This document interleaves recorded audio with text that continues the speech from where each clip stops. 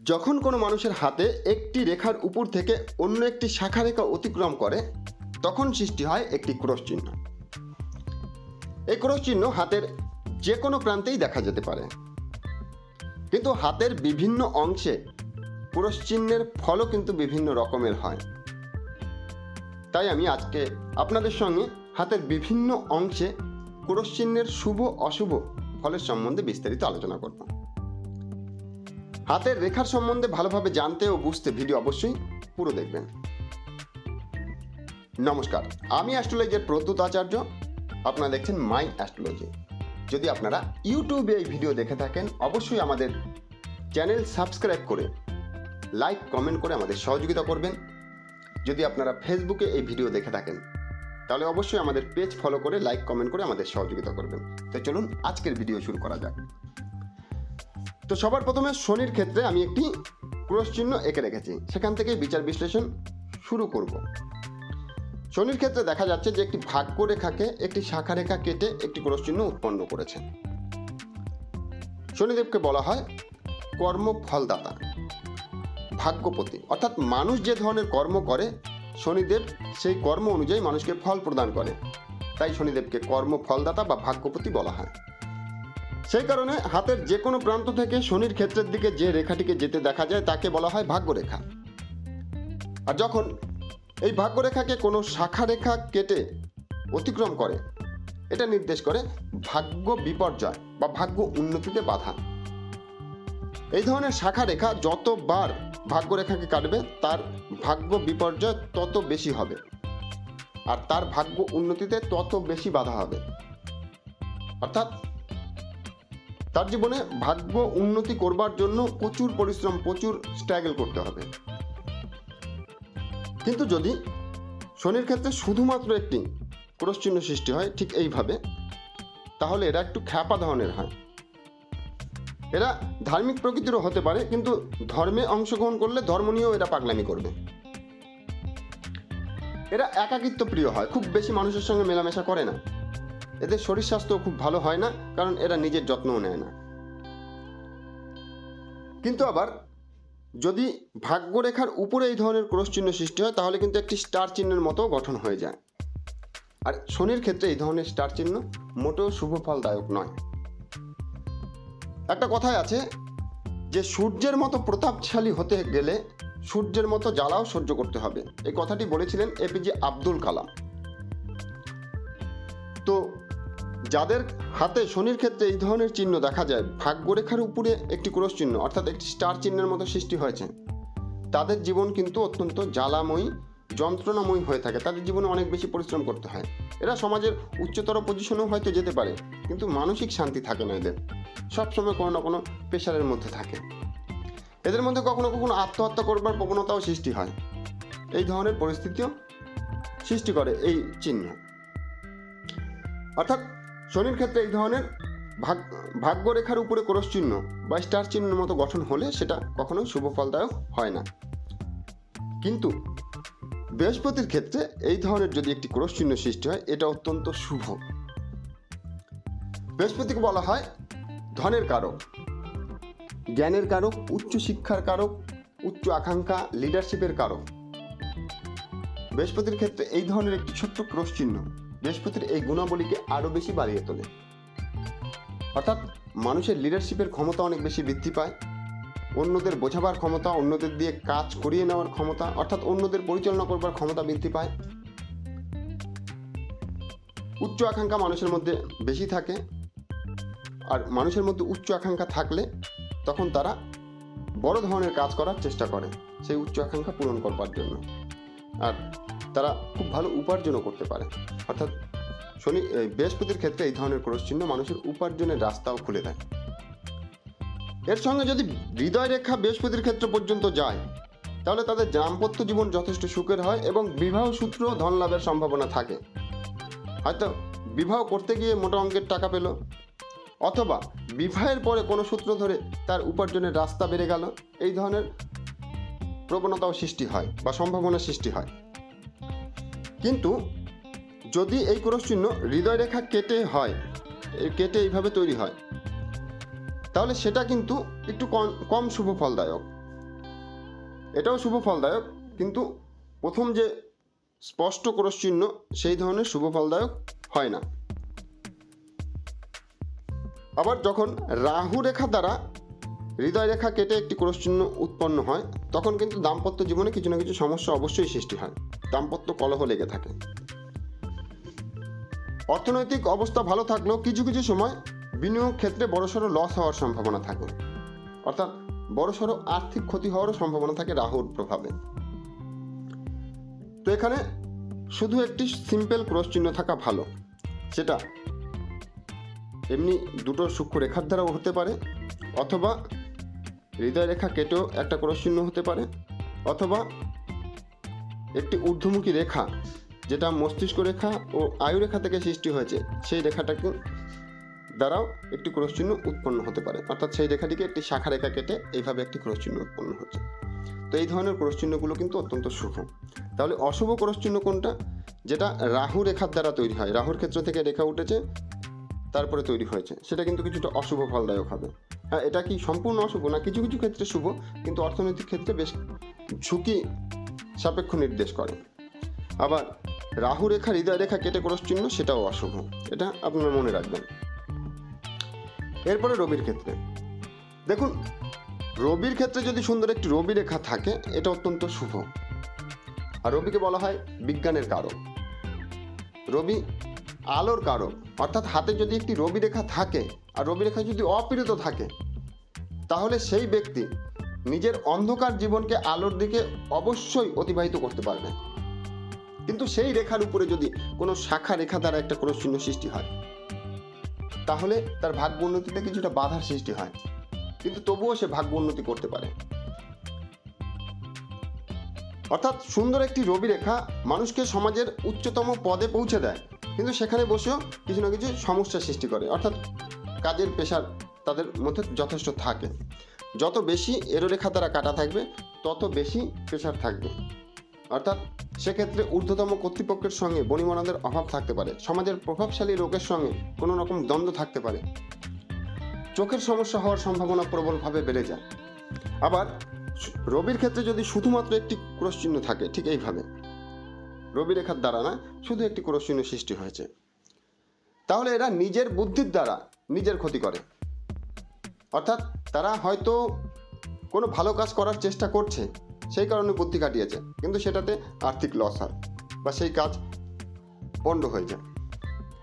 আবার যদি রবি রেখার উপরে এই ধরনের ক্রস চিহ্ন সৃষ্টি হয়, তাহলে সেখানে কিন্তু একটি স্টার চিহ্ন গঠন হলো। এটাকে শুভ ধরবেন না অশুভ ধরবেন, সেটা আমি আপনাদের কাছে ব্যাখ্যা করে বলার পরে আপনারা ধরে নেবেন।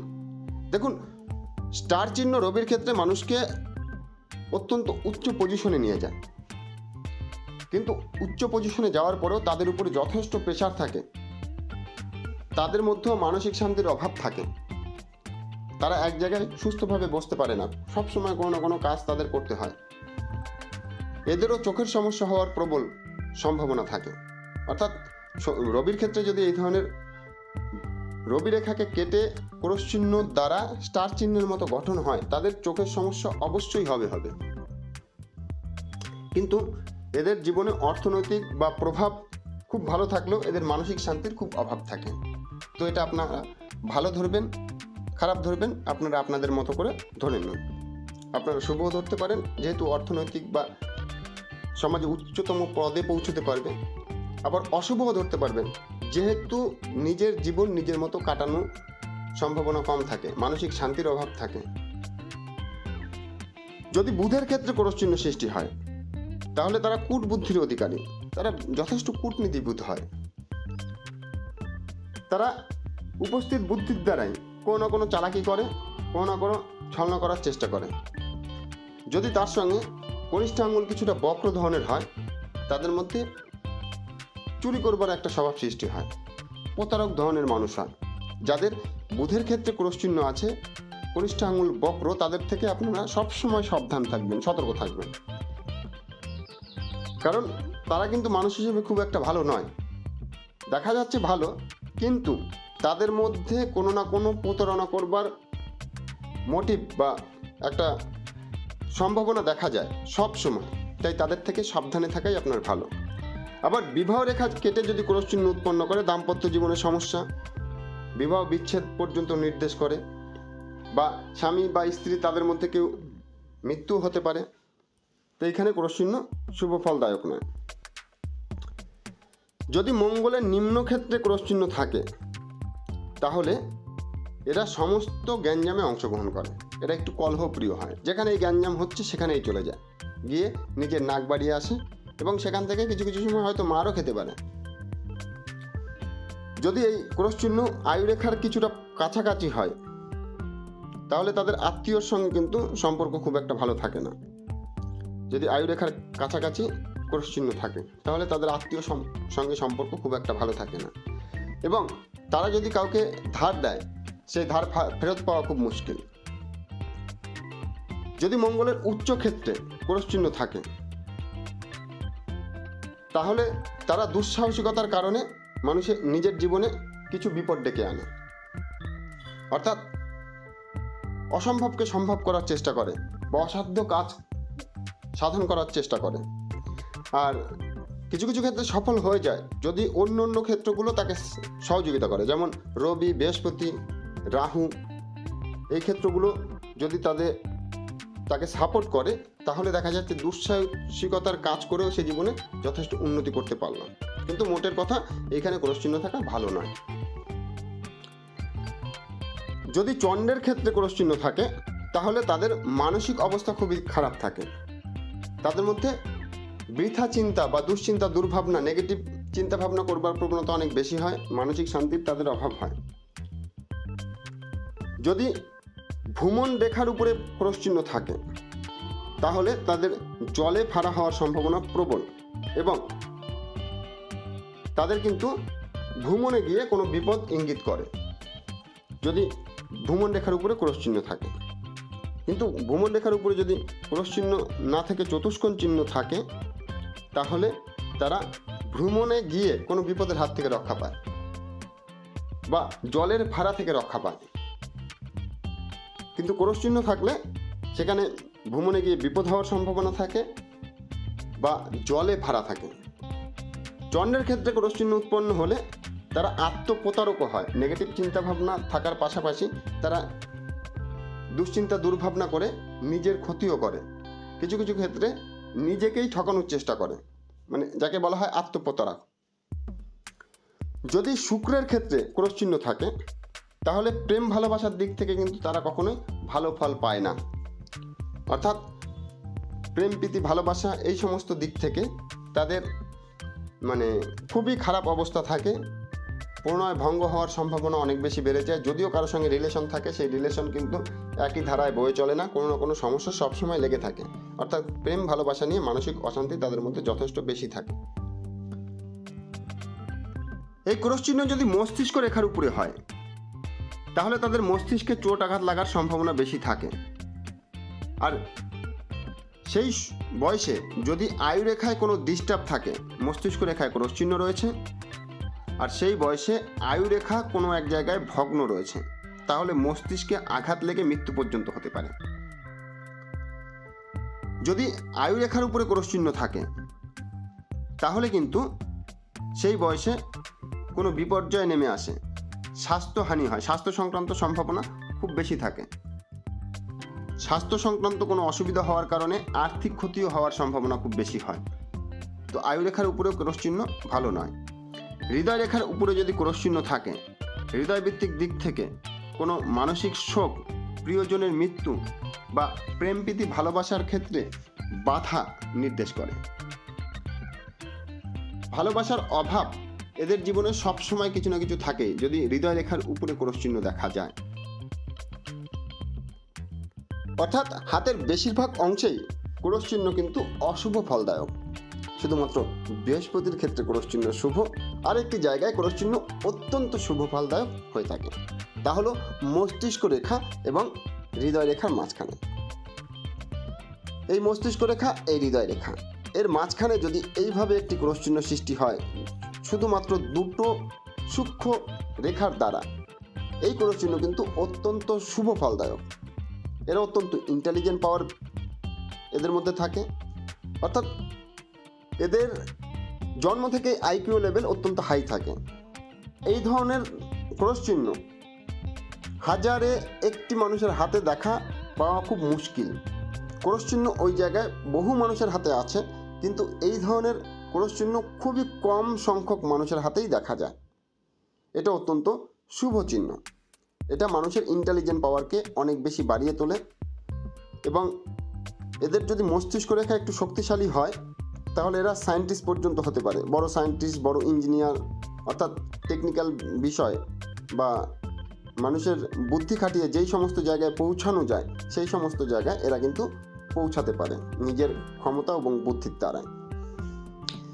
এটা হলো সব থেকে শুভ। তার থেকে একটু কম শুভ যদি এই ধরনের কোনো ক্রস চিহ্ন থাকে, দেখা যাচ্ছে এইভাবে কোনো ক্রস চিহ্ন সৃষ্টি হলো, এটাও কিন্তু শুভ। এটা কিন্তু আগেরটার মতো অতটা শুভ নয়। এদের মধ্যে ইন্টেলিজেন্ট পাওয়ার যথেষ্ট বেশি থাকে, এরাও নিজের ক্ষমতায় নিজের জীবনকে সুন্দরভাবে তৈরি করে ফেলতে পারে। এই ক্রস চিহ্ন দেখা যায় কখনো হৃদয় রেখা থেকে নিম্নগামী একটি রেখা বেরিয়েছে, আবার মস্তিষ্ক রেখা থেকে কোনো ঊর্ধ্বগামী একটি রেখা বেরিয়েছে, ঠিক এইভাবে ক্রস চিহ্ন সৃষ্টি হতে পারে। আবার কখনো কখনো দেখা যাচ্ছে মস্তিষ্ক রেখা হৃদয় রেখা থেকে একটি রেখা সম্পূর্ণ মিশেছে, একটি রেখা মেশেনি, ঠিক এইভাবে রয়েছে। এইভাবেও ক্রস চিহ্ন উৎপন্ন হতে পারে। আবার কখনো কখনো মস্তিষ্ক রেখা থেকে একটি রেখা নেমেছে আর মস্তিষ্ক রেখা থেকে আরেকটি রেখা নেমেছে, ঠিক এইভাবে ক্রস চিহ্ন উৎপন্ন হতে পারে। তা ক্রস চিহ্ন এখানে যেভাবেই সৃষ্টি হোক না কেন সেটা শুভ ফলদায়ক, মানুষের ইন্টেলিজেন্ট পাওয়ারকে অনেক বেশি বাড়িয়ে তোলে, মানুষের জ্ঞান বুদ্ধি নিজের জীবনকে উন্নত করবার ক্ষমতা প্রদান করে। তো এই ক্রস চিহ্ন অত্যন্ত শুভ চিহ্ন। কিন্তু কিছুটা অশুভ হয়ে যায় এই ক্রস চিহ্ন যখন ভাগ্যরেখা অথবা রবি রেখা কেটে একটি ক্রস চিহ্ন উৎপন্ন হয়, আর সেটা বিশেষ করে রাহু রেখা দ্বারা। যদি ভাগ্যরেখা বা রবি রেখা কেটে সাধারণভাবে একটি ক্রস চিহ্ন উৎপন্ন হয়, সেটাও কিন্তু মোটামুটি শুভ ফলদায়ক হয়, ভাগ্য উন্নতিতে কিছুটা বাধার সৃষ্টি হয়। অর্থাৎ এদের জীবনে কিছুটা বাস্তব সমস্যার মধ্যে পড়ে বাস্তব অভিজ্ঞতা অর্জন করবার পরেই এদের মধ্যে ইন্টেলিজেন্ট পাওয়ার আসে। অর্থাৎ মোট কথা হলো এখানে ক্রস চিহ্ন থাকলে মানুষের ইন্টেলিজেন্ট পাওয়ার বৃদ্ধি হয়। কিন্তু যদি রাহু রেখার দ্বারা কেটে ক্রস চিহ্ন উৎপন্ন হয় তাহলে সেই ক্রস চিহ্ন কিন্তু মানুষের জীবনে অনেক হয়রানি সৃষ্টি করে, অনেক বেশি মানুষকে দুঃখ কষ্ট প্রদান করে, তারপরে মানুষের বাস্তব অভিজ্ঞতা সৃষ্টি করে। এদের জীবনে অভিজ্ঞতা সৃষ্টি হতে হতে উন্নতি করবার সময় খুব কম থাকে। তো বন্ধুরা, এই ভিডিওতে হাতের প্রায় সমস্ত জায়গায় ক্রস চিহ্নের ফলাফল সম্বন্ধে মোটামুটি আলোচনা করা হলো। এই ধরনের ভিডিও যদি আপনাদের ভালো লাগে অবশ্যই লাইক কমেন্ট শেয়ার করে আমাদের সহযোগিতা করবেন। ঈশ্বর আপনাদের সকলের মঙ্গল করুক এই বলে এই অনুষ্ঠান শেষ করছি। নমস্কার।